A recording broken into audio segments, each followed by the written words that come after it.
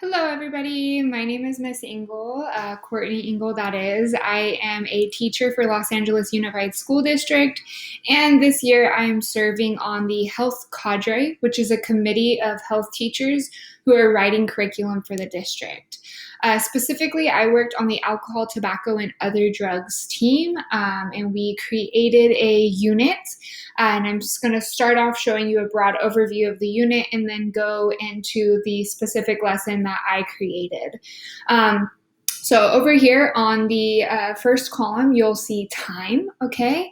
And this will show you the expected time it should take you to get through all of this curriculum.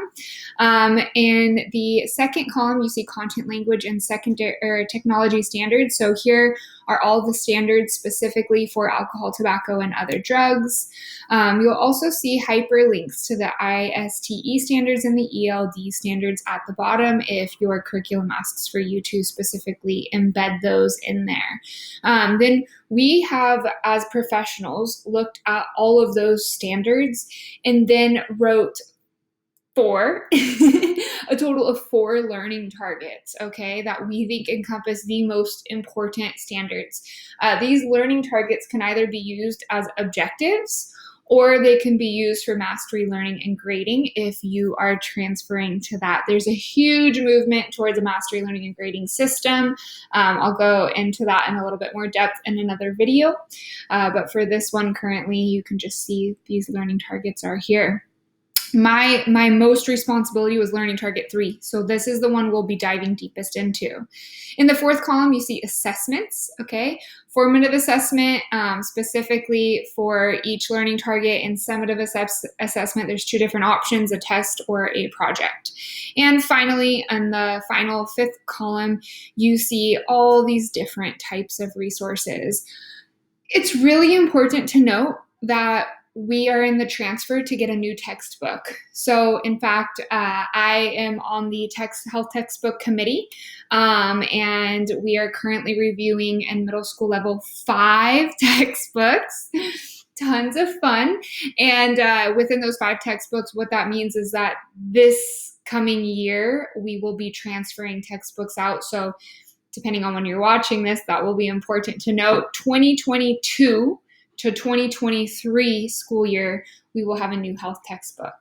I'm recording this in June of 2021. So in 2021 to 2022 school year, we will continue using our Glencoe Teen Health textbook. It's ancient. We're excited to move on, but it will change our curriculum. All right. So like I said, we are going to be focusing on right here the learning target 3. I'm going to go over here to our learning target 3 lesson plan, okay?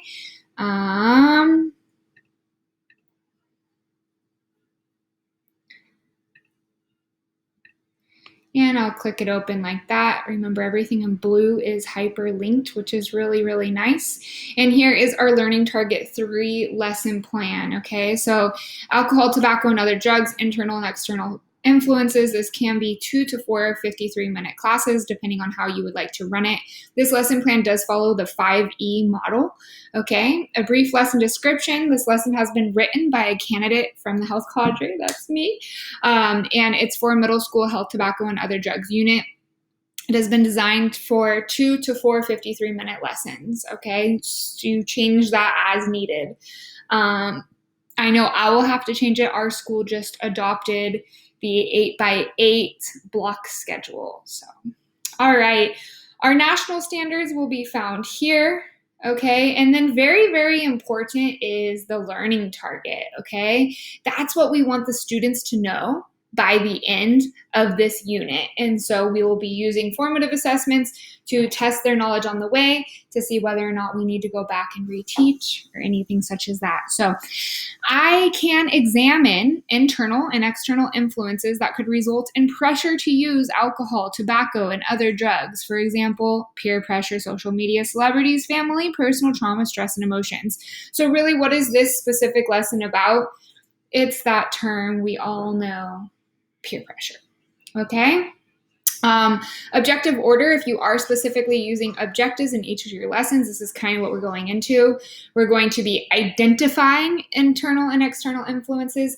Then we will be differentiating internal and external influences. And then we will provide advice to somebody battling internal and or external influences. Okay. Student knowledge, background of where they are. Within the ATOD, alcohol, tobacco, and other drugs unit, this is their third of 4 lessons, okay? So they already have a background knowledge of short and long-term consequences that they should have mastered if we're teaching in mastery, and they have an ability to make informed decisions in risky situations. So that's background knowledge that should be present if somebody is in fact following this curriculum map for us. All right, we're switching back on over. So misconceptions are really important to be aware of before you get started, because we can bust them quickly, right? As long as a teacher knows what to bring up, we can get rid of these misconceptions. So students may not understand the difference between external and internal. Bring that up, make sure of it. It is possible that students begin to judge their adult family members who may use alcohol, and it's important to remind them that adults have the ability to make this decision for themselves. And students may have a misconception that alcohol is always a bad decision. I personally don't consume any alcohol at all, but I'm sure many of you who are watching do. I know there's many adults in my life who do, and it is important to note to our students that there are healthy drinking practices in adulthood, okay? Very, very important to make sure they gain that understanding. So, engage, we're using the 5E lesson model. I know there are now 7 E's. There have been for a few years. So this you could think of as outdated, but in my perception, this is the amount of E's that I like to use. Sometimes I go into more extension for those other 2 E's, but take it or leave it.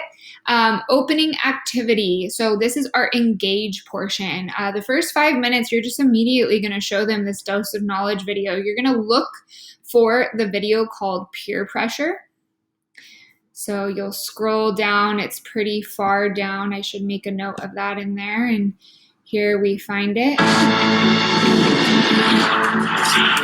All right, and this is by CBS, and this is a resource that we are allowed Welcome to use Dose of Knowledge. I'm Julie, Discovery your host. Channel. Okay, Discovery Education. All right, going back.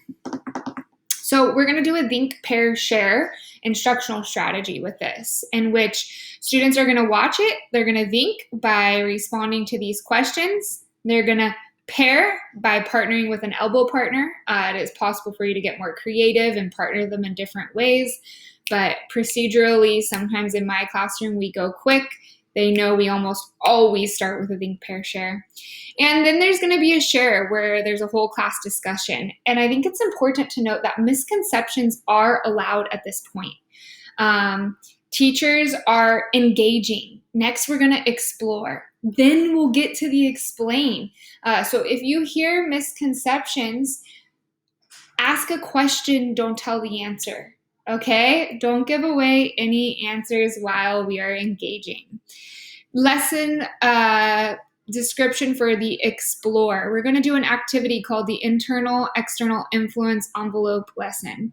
You're going to put students into small groups, and you are going to cut these up, and students will categorize them, okay, by patterns. And as we see this right here, you can either cut them up and put them in an envelope beforehand, or it's important to note that I have not yet categorized these, so you can give this sheet of paper to a student group and tell them to cut it up and then organize it. I did that intentionally. Many teachers already have so much prep to do, post-prep to do with grading. So if you need students to cut these out, they can be. You just have to be super knowledgeable when you guide them to the right way. All right, moving right along. So students are going to organize these stories, behaviors into patterns and categories that they notice. Misconceptions are still allowed at this point. okay? Moving right along, we're still on day 1. We're going to the explain phase. Think. Students are going to either take notes on definitions, look up definitions. That is your choice on these key terms right here. Social media, celebrity, influence, internal, external, personal trauma, stress, emotion, peer pressure. They will then pair, and in this pair, they're going right back into their groups where they're trying to recategorize all the envelope goodies. So we are back here yet again, and they are trying to recategorize these. And then you're going to share, and there's going to be a group discussion in which the students get to lead. Students share answers out in their groups, and here the teacher helps guide them. Here is where you want to fix the misconceptions. You can explain. You can give away more answers. By this point, you probably won't have many answers to give away because your students have already gotten to that place where they have an understanding through the engagement and the exploration activity. All right, and then you're going to wrap up this day with an exit ticket. You're going to complete part 1 of this formative assessment. Students are going to complete part 1 of this formative assessment. Up here, part 1 in the top in this table. And this is something, it's up to you how you want to collect it, if you print these out or if you have them submit them virtually or if you do some really cool online program where you can get feedback like using Kahoot and you can get data on where they get it and where they don't. But however you do it, it's really important you collect data at this point for yourself prior to day 2. Because when they come back for day 2, if they keep going with misconceptions, they're not going to be able to master this topic. Okay? So it's very important that if you identify any misconceptions right here on this exit ticket, that when you go to day 1, the elaborate day, kind of within that point, you make sure you go back and bust those misconceptions. All right? So day 2, think. It's a warm-up. All right. Julio is a skateboarder and he has become an Instagram influencer, getting up to 23K followers and becoming sponsored by Nike and Vans. He is consistently on Instagram. Recently, his feed turned into a lot of marijuana ads and influencers. Julio thinks Instagram following may increase if he starts posting pictures of him using marijuana, although he knows he could also potentially ruin his career. In the box below, give advice to Julio. Identify it as an external or internal influence or both. Okay, so students are going to share their responses with an elbow partner. Then we will share out. Students will have a whole class discussion. Teacher assesses students' ability to give advice and navigates from there. And then we'll be going on to this formative assessment again. Students finalize their formative assessment and submit via learning management system is how I use Schoology, but it is up to you. So looking back, part 2 of this, you will see the response right here. And by this point, students have already done their warm-up. Students have already shared with somebody else, and we've already gotten whole class discussion. So we should get a pretty strong response to this. If your students are notorious for giving, one-sentence responses, you might want to identify how many sentences it needs to be, what type of vocabulary needs to be included in this. All right, moving right along. Evaluate day 2. Students are going to use the summative assessment link. Slide 6 will serve as a summative assessment link for this learning target. Okay, so this summative assessment, this is what I and my class will be using as the project. All right, and we have already used it for the entire unit. Okay, so there's some lessons in the front. This is where they'll do their title page. Here's where they did Learning Target 1, Learning Target 2, and their responsibility now is to go to Learning Target 3. I can examine internal and external influences that could result in the pressure to use alcohol, tobacco, and other drugs. They are using the story on Demi Lovato. So Demi Lovato is famous and she is popular amongst this age group. And she has gotten sober in recovery and come out and shared it with the world. So they are going to list at least 3 possible internal influences, 3 possible external influences, and what are some positive ways Demi Lovato could have coped with these influences and not use drugs and alcohol. You're going to provide at least 5 different alternatives. It's really important to note that these speaker notes need to be turned on for students to get knowledge, okay? You can see another video, how I teach how to turn speaker notes on both a MacBook as well as a iPad. I don't have it for a Chromebook. We don't use Chromebooks, but I do have the MacBook and the iPad. All right, going right back. So elaborate further. This enrichment, this elaborate is up to teacher discretion. This would be days 3 and 4. It is optional. I put a video prompt in here. So students will make a video that's 1 to 3 minutes long and has at least 2 characters.